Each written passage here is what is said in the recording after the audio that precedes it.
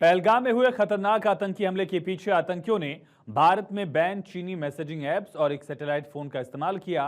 ये ऐप और फोन इतने सुरक्षित हैं कि इनका पता लगाना बहुत मुश्किल है। आतंकियों ने इनके जरिए पाकिस्तान में बैठे अपने आकाओं से संपर्क किया, हमले की साजिश की। ये चीनी ऐप्स 2020 की गलवान घाटी की झड़प के बाद भारत में बैन थे। इसके बावजूद आतंकियों ने इसका इस्तेमाल किया, जो दिखाता है कि वो कितनी चालाकी से काम करते हैं।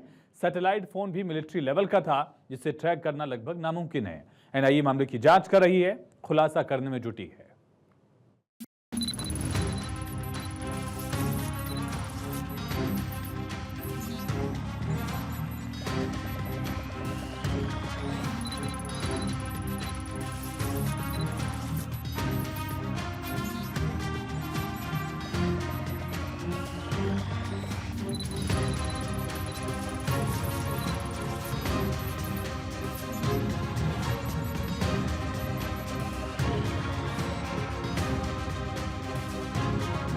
डार्क वेब का अंधेरा, आतंक का खतरनाक बसेरा।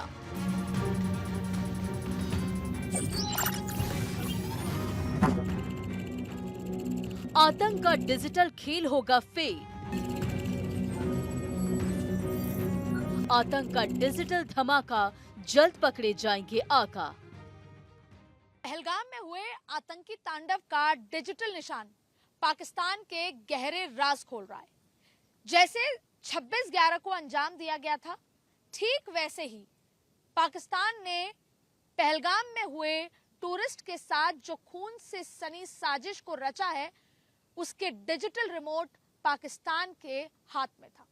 अब कैसे आतंकियों ने पहलगाम का ये पूरा हमला डिजिटली रचा है, उसकी कड़ी हम आपको समझाते हैं। पहलगाम हमले के डिजिटल निशान पाकिस्तान के मुजफ्फराबाद और कराची तक जा रहे हैं। पर्यटकों के खून से सनी इस साजिश का रिमोट कंट्रोल पाकिस्तान में था। और कैसे आतंकी डिजिटल सहारे लेकर अब हाईटेक तरीके से अपनी नापाक हरकतों को अंजाम दे रहे हैं। और अब जांच में चौंकाने वाली बातें सामने आई है। प्रीलिमिनरी फॉरेंसिक रिपोर्ट और बचे हुए लोगों के बयान बताते हैं कि पांचों हमलावर AK सीरीज की राइफलों से लैस थे। वे एडवांस कम्युनिकेशन इक्विपमेंट का इस्तेमाल कर रहे थे और कुछ तो सेना की वर्दी में भी थे। और ये उनके हाई लेवल ट्रेनिंग और आपसी तालमेल को दिखाता है। लेकिन आखिर आतंकी कैसे डिजिटल इक्विपमेंट से फायदा उठा रहे हैं, आपको पहले ये समझाते हैं। टेलीग्राम आतंकवादियों के लिए कारगर साबित हो रहा है।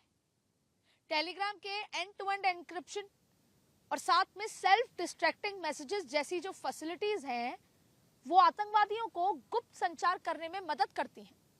ISI जैसे संगठन टेलीग्राम के माध्यम से प्रमोशनल मैसेजेस, भड़काऊ भाषण, रिक्रूटमेंट जैसी सुविधाएं, ये तमाम चीजें, और खास तौर पर आतंकवादी घटनाएं घटाने के लिए जो एक पूरी प्लानिंग है, वो टेलीग्राम पे ही करते हैं।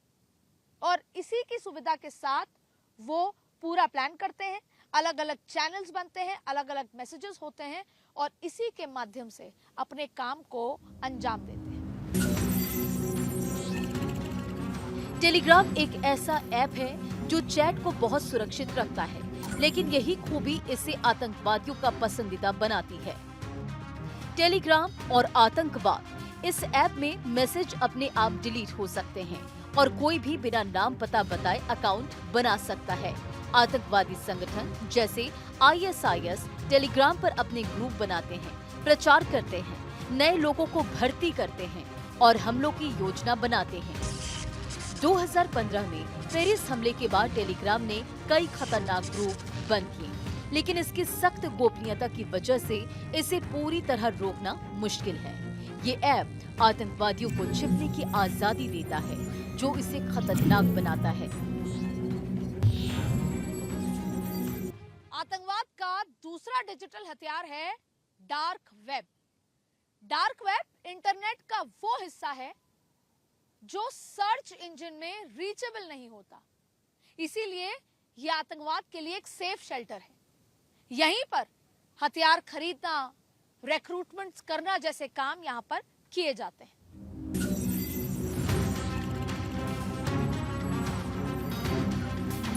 डार्क वेब इंटरनेट का वो हिस्सा है जहां गूगल जैसे सर्च इंजन काम नहीं करते। इसे आप इंटरनेट की गुप्त गली कह सकते हैं।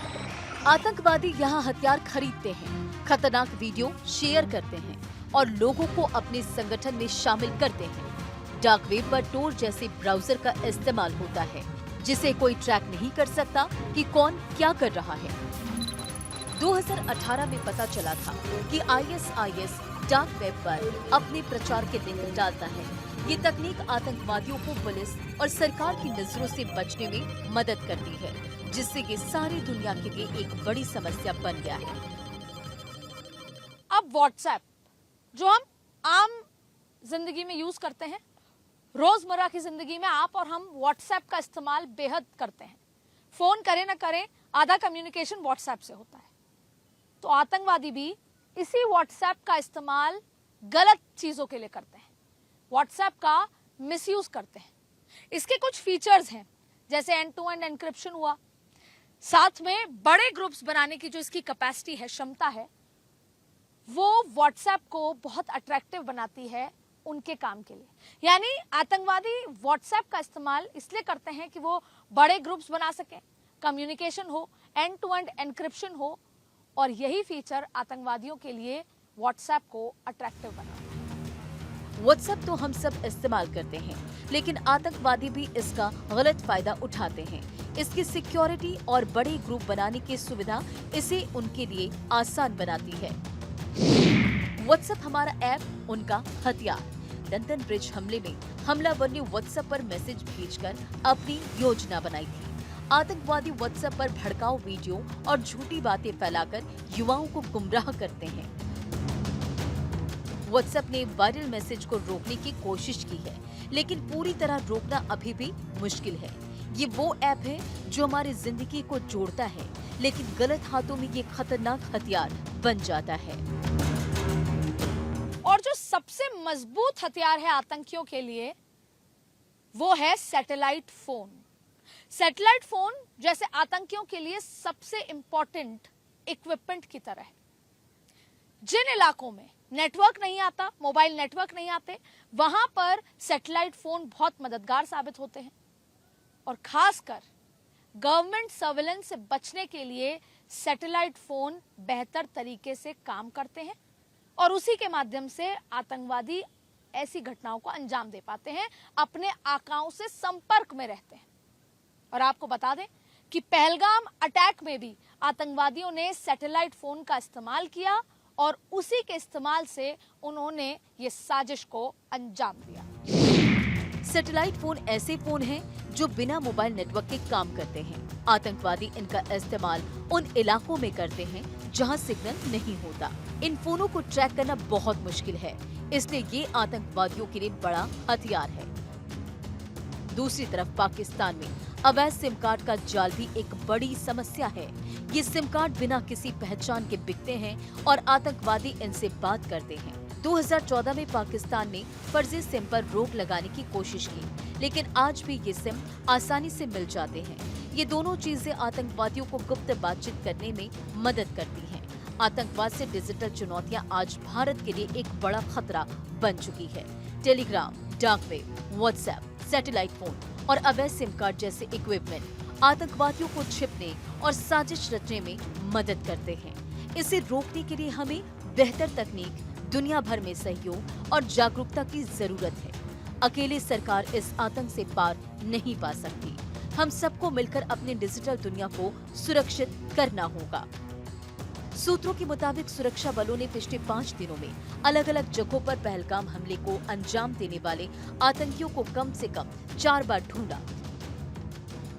दक्षिण कश्मीर के जंगलों में उन्हें घेरने के बहुत करीब भी पहुंच गए थे और एक बार तो उनके साथ गोलीबारी भी हुई, लेकिन फिर भी आतंकी भाग गए क्योंकि उनको डिजिटल सपोर्ट थी। उसके साथ साथ शायद कहीं लोकल सपोर्ट भी, वरना सुरक्षा बलों के इतने करीब पहुंचने पर भी तब उनके पास कहीं न कहीं से तो जानकारी पहुंच रही थी। उन घने जंगलों में भी जहां नेटवर्क तक बंद है, आखिर वो चूहे बार बार कैसे भाग जाते हैं? सेना, सेंट्रल आर्म्ड पुलिस फोर्सेस और जम्मू कश्मीर पुलिस के साथ मिलकर पहलगाम के आसपास के जंगलों में घेराबंदी और तलाशी अभियान चला रही है ताकि 4 आतंकवादियों को पकड़ा जा सके, जिनमें 2 पाकिस्तानी आतंकवादी भी शामिल हैं, जिन्होंने अप्रैल को बैसल मैदान में 26 लोगों की गोली मारकर हत्या कर दी थी। सूत्रों ने बताया कि आतंकवादियों को पहले अनंतनाग के पहलगाम तहसील के हापत नार गांव के पास जंगलों में देखा गया था, लेकिन वो घने इलाके का फायदा उठाकर भागने में सफल रहे।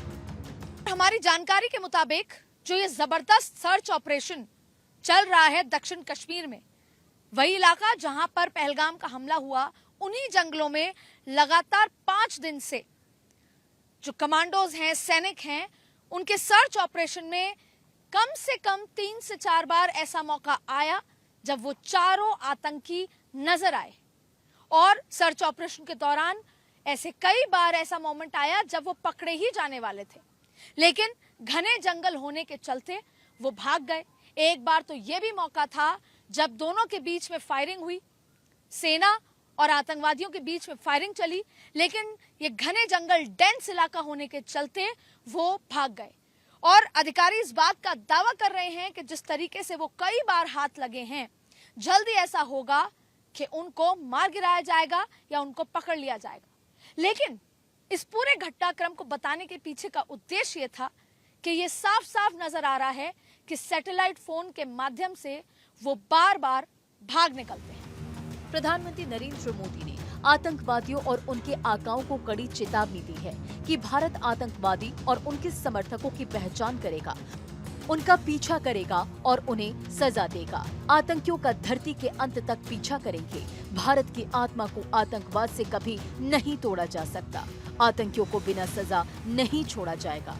इसलिए आतंकी कितने भी फरार हो जाए, उनके काल भारतीय सेना के शौर्यवीर उन्हें जहन्नुम पहुंचा कर रहेंगे। Bureau report, Bharat 24।